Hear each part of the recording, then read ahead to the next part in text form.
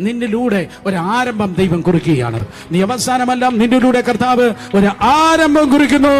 യേശുവിന്റെ നാമത്തിൽ വീണ്ടും വേദപുസ്തകം പറയുന്നു, സ്തോത്രം. അതെ, എൻ്റെ അപ്പനും അമ്മയും എന്നെ ഉപേക്ഷിച്ചിരിക്കുന്നു എന്നാണ് ദാവീദ് പറഞ്ഞത്.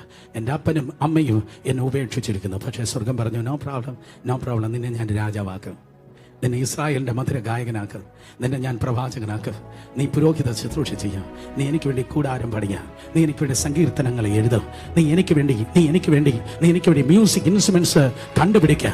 എത്രയെത്ര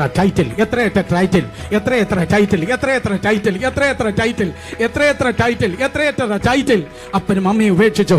പല ടൈറ്റിൽ നിന്നിലൂടെ ദൈവം പുറത്തെടുക്കുവാൻ വേണ്ടി പോകുന്നു.